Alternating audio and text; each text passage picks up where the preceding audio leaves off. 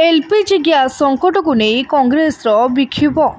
पुरी जिला कांग्रेस पक्षर कचेरी छकरू एक शोभायात्रा बाहरी जिलापाल कार्यालय ठारे पहुंचवा पर सेठारे कांग्रेस नेता और कर्मी माने विक्षोभ प्रदर्शन करथिले। पुरी जिला कांग्रेस सभापति राजेश मिश्र तत्वावधान में कांग्रेस महिला और पुरुष कर्मी माने सिलिंडर धरी प्रतिवाद करथिले। सारा भारत में एलपीजी संकट पड़ता बेले ओडिशा विशेषकर पुरी में यार प्रभाव पड़ी। युद्ध पूर्व केंद्र सरकार कहीं विकल्प व्यवस्था करनथिले बोली कांग्रेस नेता प्रश्न करिसेंति।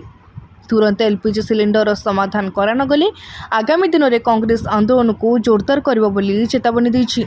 भारत वर्ष एक समाजवादी गणतांत्रिक राष्ट्र जो आप देखिए गरीब एवं निम्न मध्यमती श्रेणी लोक ये मेजोरिटी अच्छा गरीब और निम्न मध्यमती श्रेणी किंतु आपण मैंने गत किसी वर्ष लक्ष्य करेंगे जहाँ भी जेकोसी परिस्थिति उपजुची प्रथम से गरीब एवं निम्न मध्यमती श्रेणी लोकों छाट पड़ी।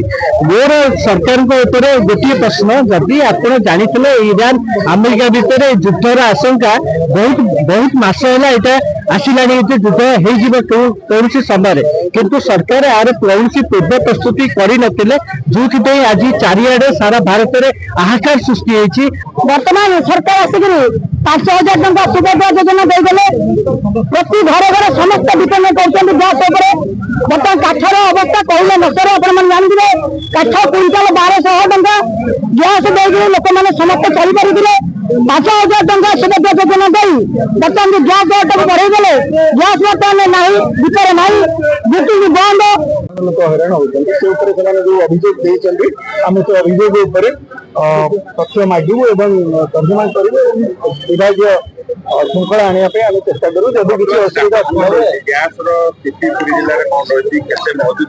से मो पाखे आप जानते मो पाखे डिटेल तथ्य ना आप मत समय देवे मु तथ्य संग्रह कर। ब्यूरो रिपोर्ट तीर्थक्षेत्र लाइव।